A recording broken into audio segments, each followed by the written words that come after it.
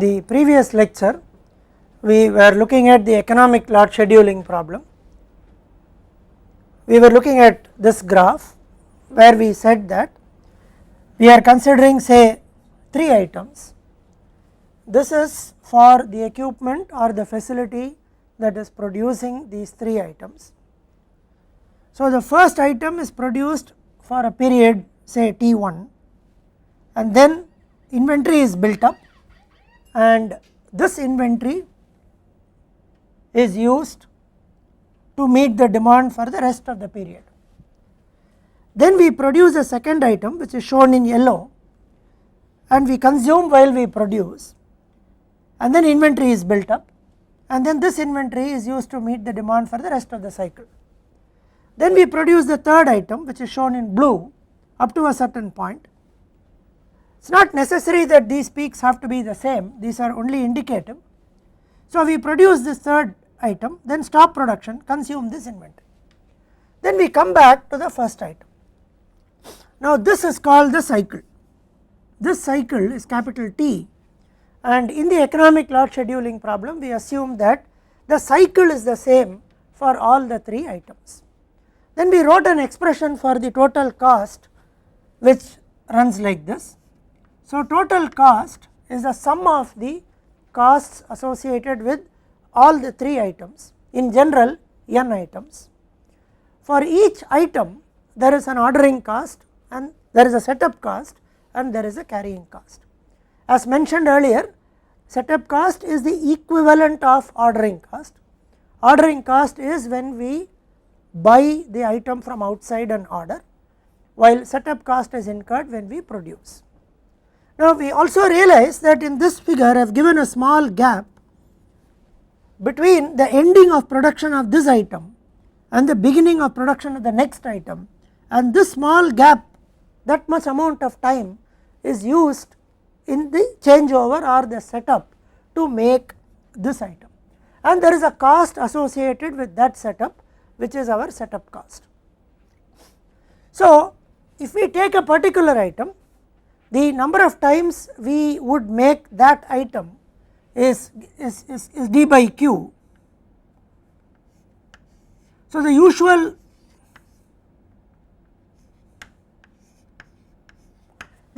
expression is d by q into C naught, where C naught for item j is the changeover cost, dj is the annual demand, qj is the order quantity or production quantity for that item, plus we also have,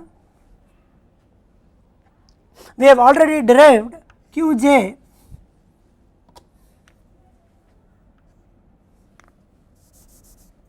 Im for item j by 2 into Cc of j. Now we also know that this Im is equal to q into 1 minus p by d. So this is written as plus qj into 1 minus pj by dj into ccj divided by 2. Now one important assumption in the economic lot sizing problem is that the cycle times t match. So the cycle time for the second item would also be the same t and the cycle time for the third item would also be, let us say it goes to somewhere here, would also be the same t. So since the cycle times are the same, the production quantity qj for item j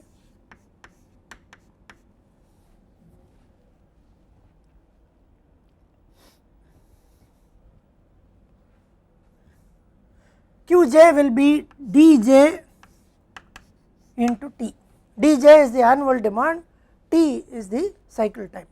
So in a cycle time of t, say t years, if dj is the annual demand, the production quantity is qj is dj into t. Another way of deriving is that the number of times we place an order is d by q, which is equal to 1 by t, and therefore q is equal to dj into t. So we go back and substitute here to get Tc is equal to C naught j into t plus Q is dj into T, the dj and dj gets cancelled. C naught j divided by T, which is here, plus this Cc is written as Icj, Qj is djt into 1 minus Pj by dj divided by 2. So, this is the cost for a particular item under the assumption that the cycle time is T, which is the variable that we want to find out. Now, total cost will be for all the items. So, we sum it up and say sigma C naught j by T, because we assume that this T is going to be the same for all the items, by T, plus sigma I T by 2 into Cj dj into 1 minus Pj by dj. So, It by 2 into Cj dj into 1 minus Pj by dj. Now, this is the function that we want to minimize and find out T that is common for all the items. Now, in addition, this is where we actually stopped in the previous lecture. In addition, we also have a constraint. Constraint is like this. If I take the beginning of this, let us call this item 1.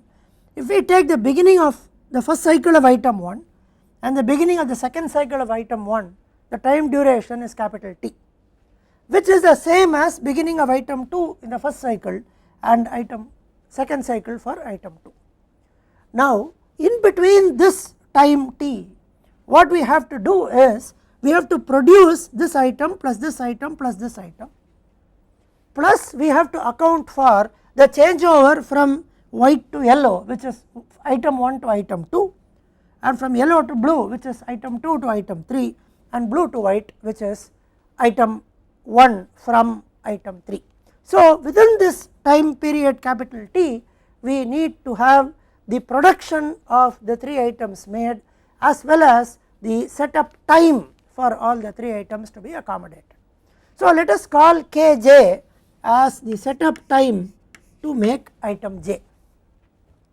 Now, this is the setup time required to make the yellow item, this is the setup time required to make the blue item, and somewhere here this is the setup time that is required to make, this is the setup time to make the yellow item, this is the setup time to make the blue item, this is the setup time to make the white item.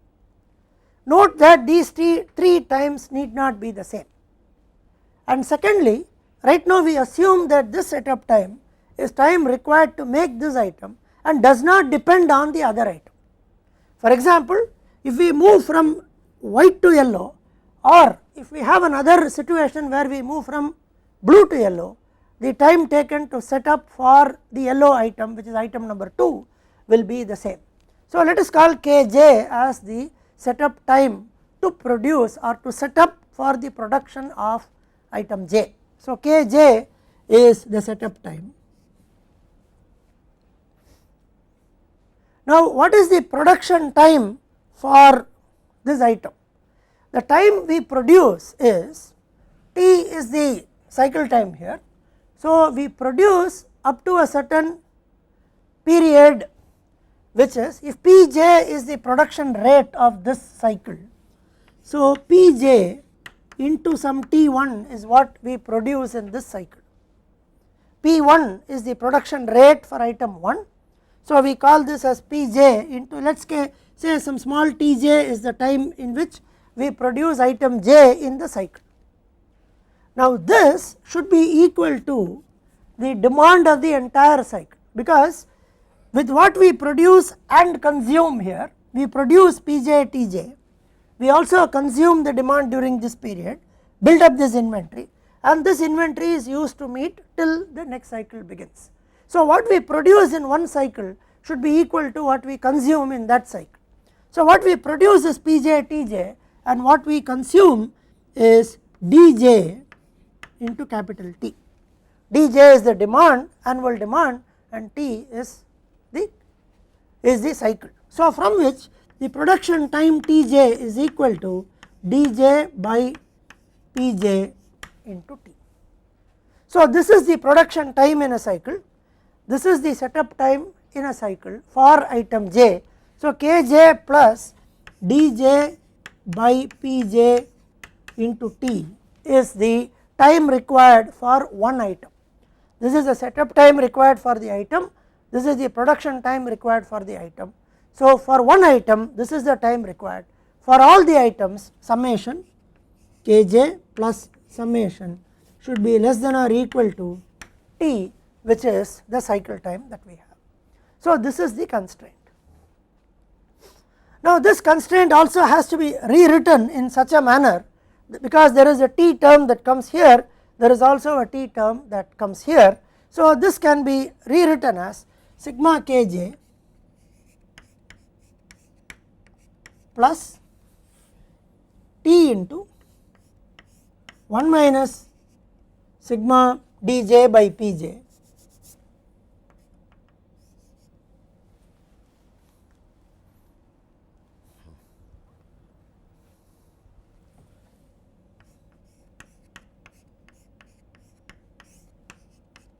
should be less than or equal to 0,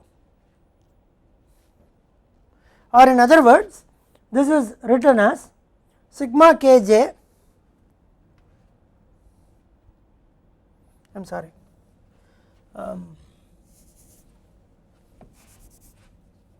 this is less than or equal to this, which is rewritten as sigma Kj by 1 minus sigma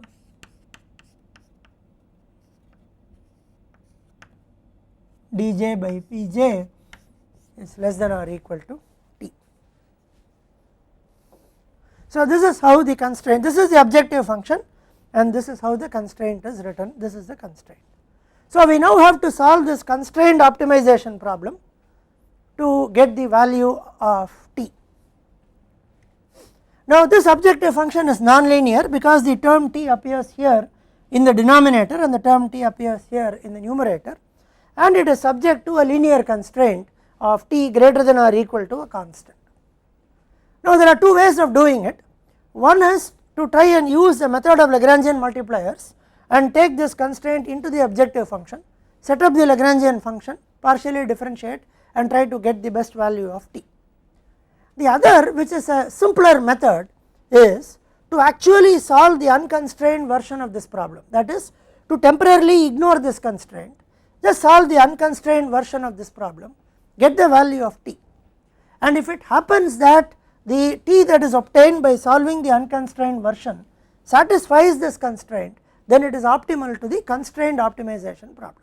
This is a very simple result. You can always relax a problem by removing a certain set of constraints and then solve a relaxed version of the problem if it is easier to do so, and then the solution to the relaxed version, if it satisfies the constraint, then it is optimum to the constraint problem. The issue comes only when it is not optimal, then we will look at it as and when it happens. So, we first solve the unconstrained version of this problem, which is to straight away differentiate this with respect to T. So, when we differentiate this with respect to T and set it to 0, we get something like minus sigma C naught j by T square this T to the power minus 1, so minus 1 by T square plus sigma I by 2 into Cj dj into 1 minus Pj by dj equal to 0, from which T is equal to root over 2 C naught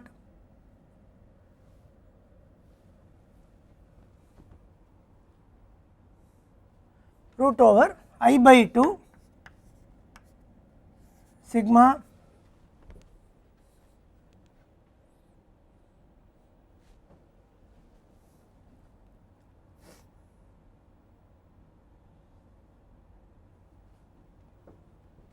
T square equal to 0, from which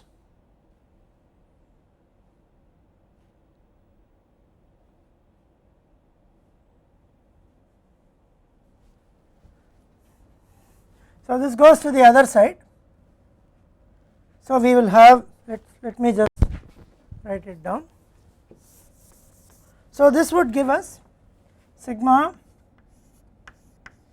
C naught j by T square is equal to sigma I by 2 into Cj dj into 1 minus dj by pj, sorry, this should be dj by pj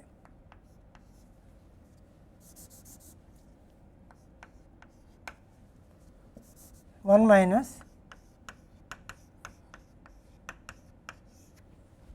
So T square goes to the other side, this will come here. So T is equal to root over sigma C naught j by sigma I by 2 into Cj dj into 1 minus dj by pj. So we get the value of T this way. So we compute this value of T and then we check whether the value of T here satisfies this particular inequality or this particular constraint. If it satisfies this constraint, then it is optimum. If it does not satisfy this constraint, we try and realize once again from the very nature of the function that it will be made as an equation at the optimum, and then we will see how we handle that through a particular numerical example. So let us look at an example here.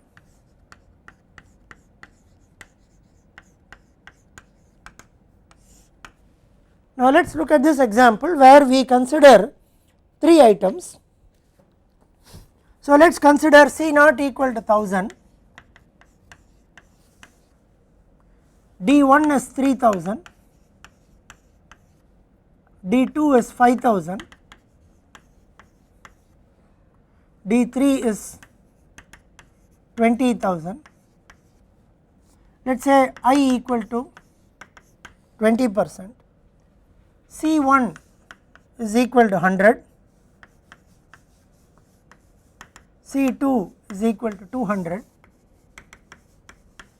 C3 is equal to 400, P1 10,000, P2 20,000 and P3 50,000. So we also observe that D by P is less than 1. So 3000 and 10,000, 5 and 20 and 20 and 50. So we would get T is equal, first we need to find out this portion for each one of them and then we sum it up for each one of the items and then we can get T. Now suppose we call this as some H1 for the first item. So H1 is equal to I by 2 into C1 D1 into 1 minus D1 by P1, which is 0.2 divided by 2, which is 0.1 into C1 into D1 is 3000 into 100 into 1 minus D1 by P1. D1 by P1 is 0.3, so 1 minus D1 by P1 is 0.7, which on computation would give us, this is 3000 into 0.1 is 300, 100 into 0.7 is 70, so 300 into 70 will give us 21,000. Similarly, we can calculate H2, which will be 0.2 divided by 2, which is 0.1 into C2 D2, which is 5000 into 200 into 1 minus D2 by P2, which is 0.75. So we can calculate that and H2 becomes 75,000. H3 is equal to 480,000. So we have computed H1, H2 and H3. So H3 is 480,000. Now we have to substitute all this here to get the value of t. Now t is equal to root of sigma C naught j by sigma h j. Now this is equal to root of C naught is the setup cost per item. Now we have assumed that 3 items and there is a total setup cost of 3 into 1000 3000 divided by sigma h j. We have individually calculated the 3 values 21,000 plus 75,000 plus 480,000, which would give us 576,000. This would give us a value of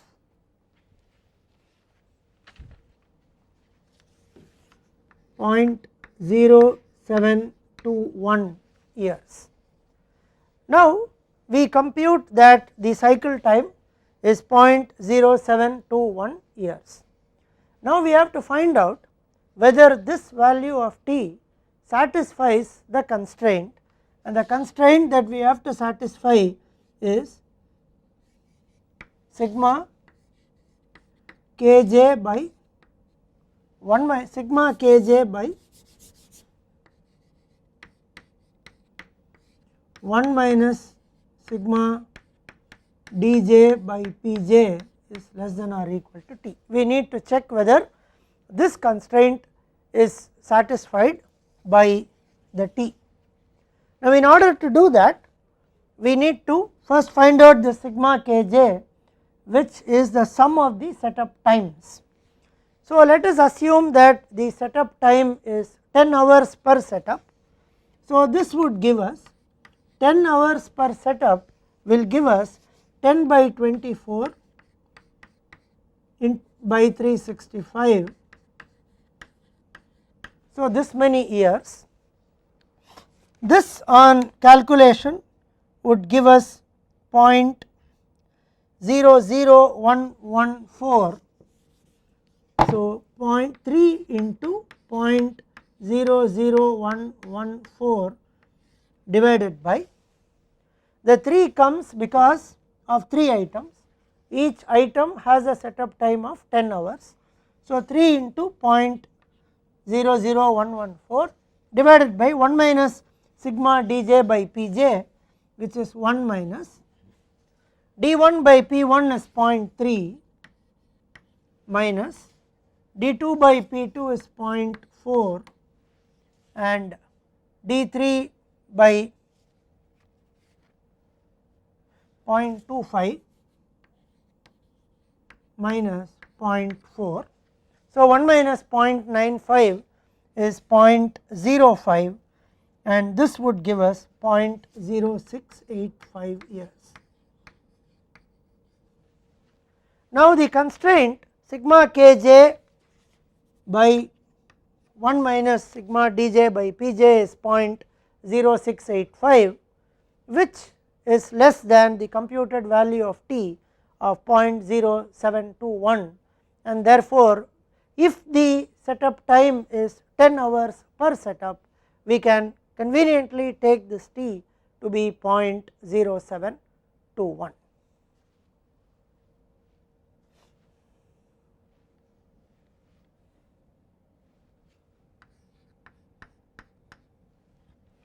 Now for this t equal to 0.0721, we can now calculate q1 is equal to d1 into t, q2 equal to d2 into t, q3 is equal to d3 into t. So q1 will be 216.3 units, this will be 360.5 and this will be 1442, giving us a total cost of 83138.43. Now if we have a situation where the setup time is 10 hours per setup, then we would accept the 0.0721 as the cycle time t. But on the other hand, if kj is 50 hours instead of 10 hours, then we again have to find this out, sigma kj by 1 minus sigma dj by pj. Now if kj is equal to 50, then sigma kj by 1 minus sigma dj by pj will become 0.0685 into 5. The reason is the denominator remains the same, the numerator instead of 10 is now 50, therefore it is multiplied by 5, which gives us a value of 0.3425. Now 0.3425 is greater than 0.0721, and therefore in this case we would now take t equal to 0.3425 and compute the rest of the numbers, from which q1 will be 1027.5, q2 will become 1712.5, and q3 will become 6850, with total cost is equal to 206,039.1. We also observe that the total cost increases when the setup time becomes 50 hours instead of 10 hours. We look at one more aspect of inventory, which let us call as supply chain.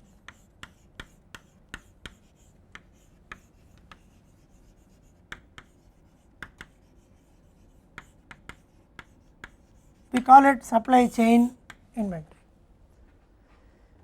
Now the very basic inventory model, where we had this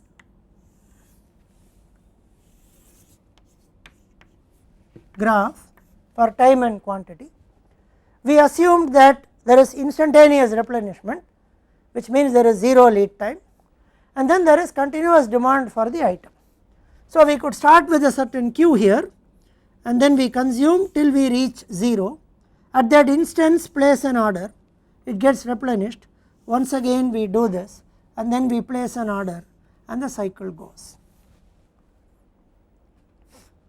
Now let us assume that we or this person is the retailer. There is a demand, there is a continuous demand, so someone is going to pick up demand every moment. So this will be the inventory position for the retailer. So the inventory will begin at Q, it will be consumed at the rate of D to 0. The retailer places an order, gets items instantly, it shoots up to Q, once again it is consumed. Now let us look at the other aspect. Who does the retailer place the order and how does the retailer get it? So the first assumption is there is instantaneous replenishment. Now let us assume that the retailer places an order with either a distributor or a manufacturer. So let us call a distributor, and let us try and plot the inventory position for the distributor. So this is again the position, this is again time.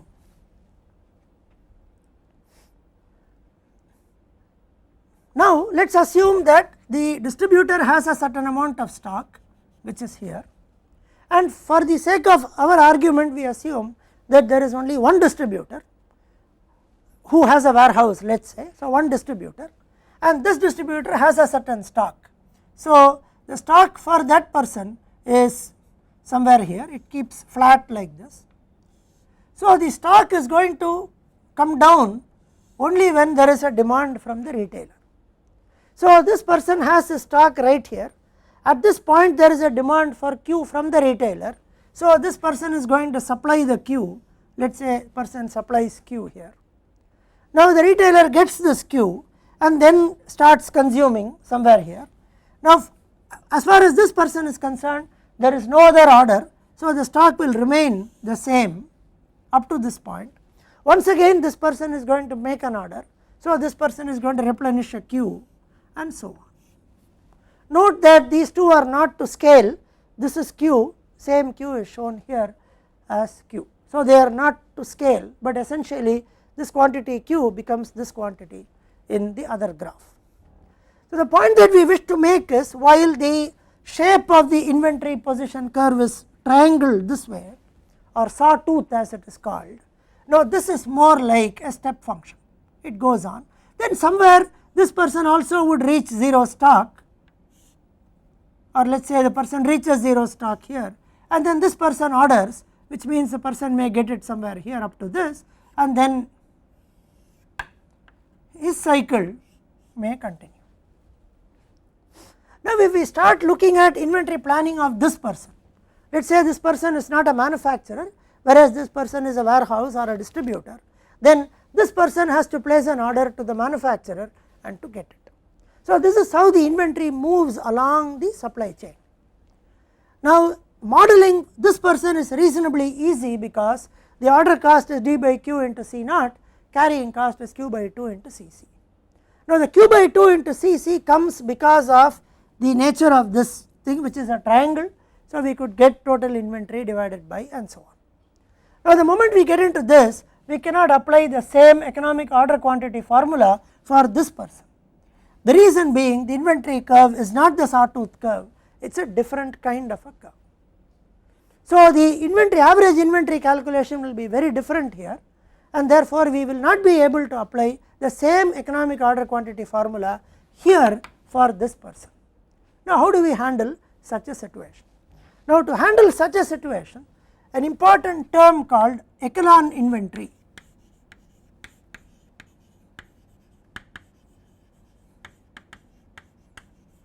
was used and introduced by Clark and Scarf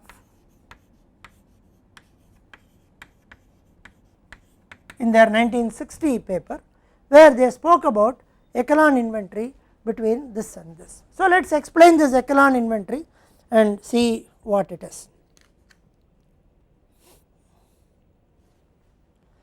Now, when we say that inventory here shows a certain behavior, whereas inventory here shows a different kind of behavior, when we compute the Echelon inventory as the total inventory in the system, which would include the inventory of this person as well as the inventory of this person, then it was shown that the Echelon inventory more or less shows the same kind of behavior here. So, for the Echelon inventory, we could write the total cost function, and then we could differentiate it with respect to Q to get the order quantities for the retailer as well as for the distributor. Now, the total cost quantity will be like this. So, the total cost for both of them put together TC will be CO W into D by QW plus I W dash I C W dash plus C O R D by Q R plus I R dash into I into C R dash, where I W dash is the Echelon inventory given by N Q R dash by 2 and I R dash is equal to Q R by 2. Now, I have written a fairly complicated expression here, but it is quite easy to explain each of these. Now, what we are assuming is that we call this person as R, which is the retailer, and we call this person as W, which could represent a warehouse or a distributor. Since W stands for warehouse, let us call this person as a warehouse. Now, this term is for the retailer, this term is for the warehouse. Now, let us look at only this term, which is the retailer term. Now, there are two terms in this for the retailer. One is the order cost for the retailer, other is the carrying cost for the retailer. So, the retailer's order cost is COR per order, D by Q into C naught is the standard thing that we know, which represents the annual ordering cost. So, D by Q into C naught is for the retailer. So, D is the annual demand, which is the same for both the retailer as well as for the warehouse. So, D by QR, QR is the order quantity for the retailer, D by QR into C naught R, order cost for the retailer, plus Q by 2 into CC, which is nothing but the average inventory of the retailer into CC. Now IR is a generic term, so IR is the echelon inventory or average inventory at the retailer, which is QR by 2. So Q by 2 into CC, CC is I into C, I which we have already seen, I is the interest rate and C is the unit price of the item at the retailer. So this part is also there for the retailer. Now for the warehouse we need to look at D by Q into C naught plus Q by 2 into CC for the warehouse. So D by Q, again D is the annual demand, QW is the order quantity that this person orders, so QW into C naught W order cost for this person. So this term is fine. This term is Q by 2 into CC, CC is I into C, I into cost of the unit price of the item at the warehouse, so IC into Q by 2. Now this is echelon inventory at the warehouse, this will be N into QR by 2. We assume that the order quantity for this QW is an integral multiple of the order quantity of this QR. So C dash W is the worth of the echelon inventory, unit echelon inventory at the warehouse. So this will become N into QR by 2. So what we can do now is we can substitute and try and get the expressions for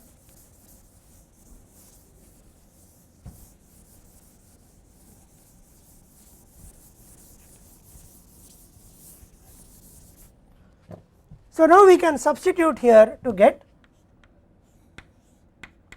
TC is equal to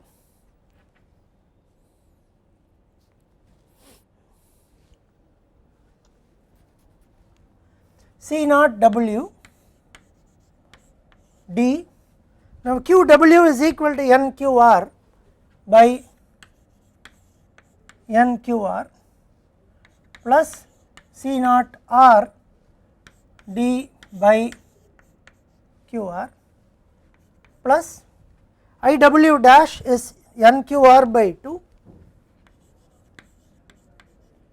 NQR by 2 ICW dash plus QR by 2 ICR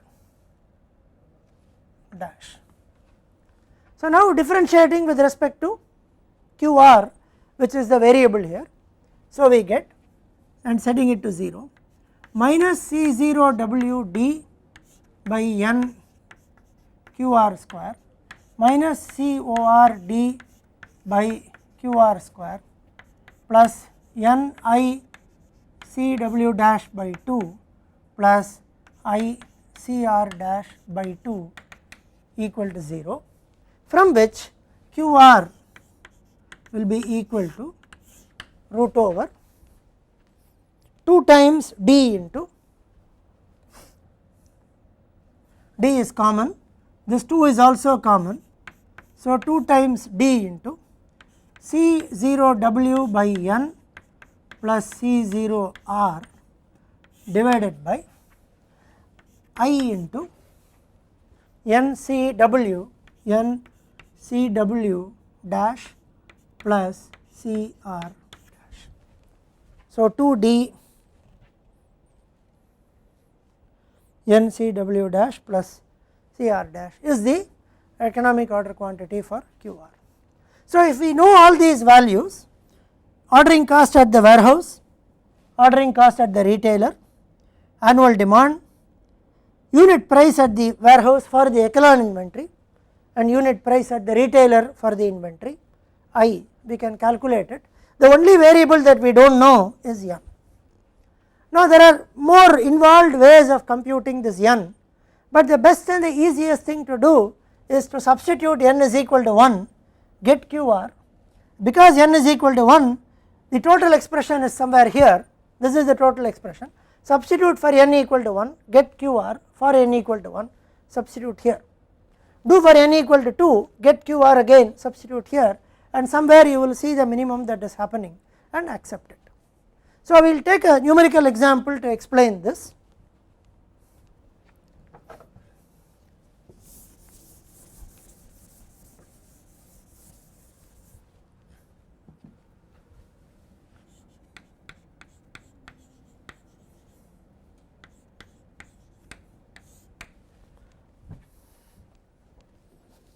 So, let us take D equal to 10,000.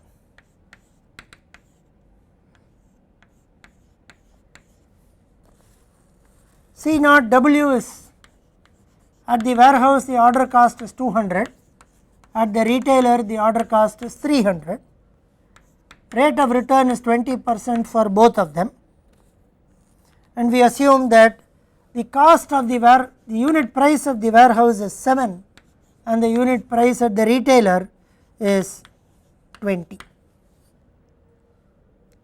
So, now this would give us the Echelon inventory's cost is 7 and CR is at the retailer which also absorbs this 7. So, you get CR dash, the effective value at the retailer is 13.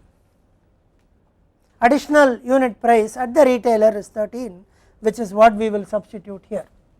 So, now on substitution we would get, we know this value of Q.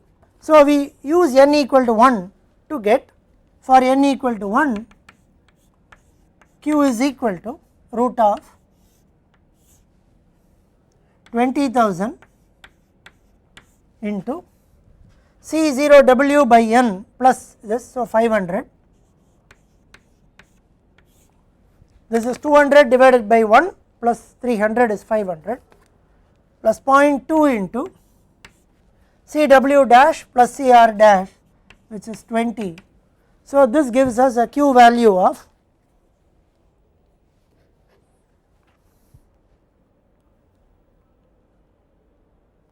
20,000 into 500 divided by 20,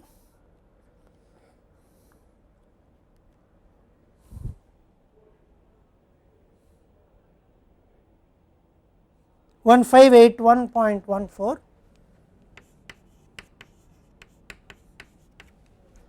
So, this QR is equal to 1581.14, QW is also equal to 1581.14, because here we have defined QW as n times QR. So, now for this the total cost will be, we will have to go back and substitute here for the total cost. So, this is D by QR is the same. So, D by QR is 10,000 divided by 1581.14 into C0 W by 1 plus COR, which is 500, plus QR by 2 into I, QR by 2 into I, n into CW dash plus CR dash. So, QR by 2 1581.14 in by 2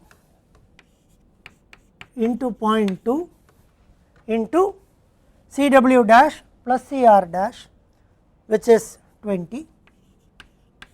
So, this would give us 10,000 divided by 1581.4 into 500, 3161.75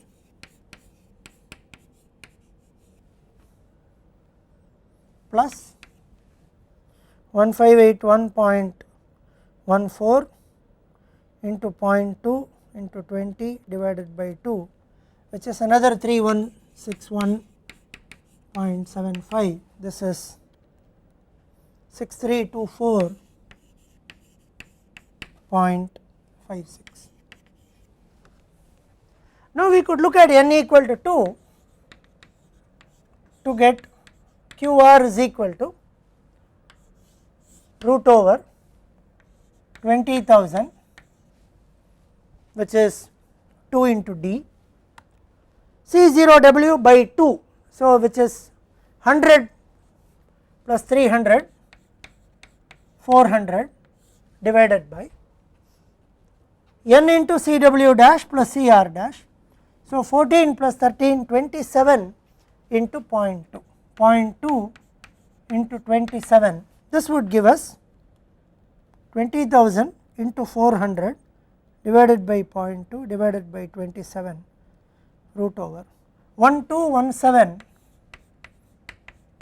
0.16 is what we would get, and for this QW will be 2 times this quantity 2434.32. See, what we have done here is we have assumed that the order quantity here is 2 times the order quantity here. So, we have substituted for n equal to 2 in this to get QR.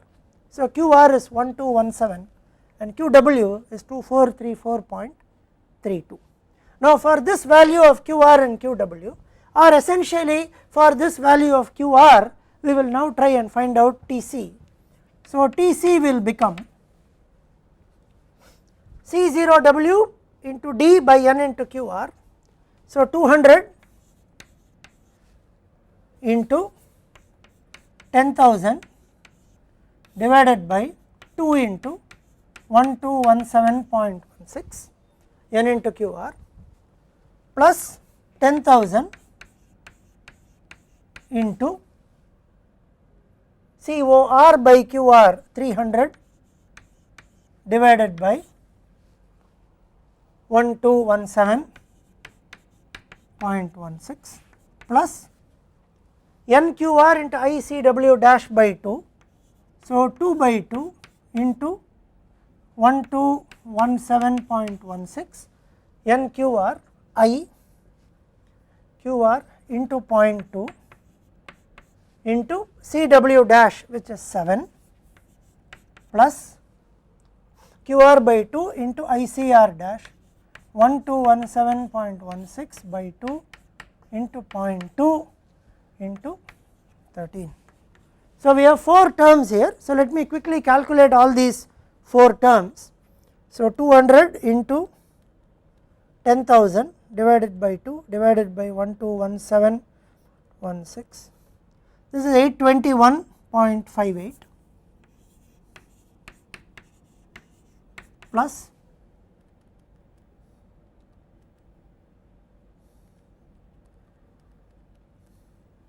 2464.75 plus, this will get cancelled,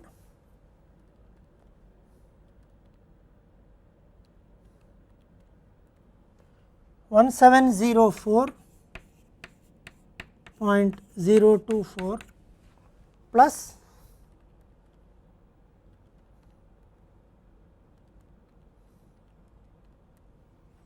1582.308. So, this 4 will add up to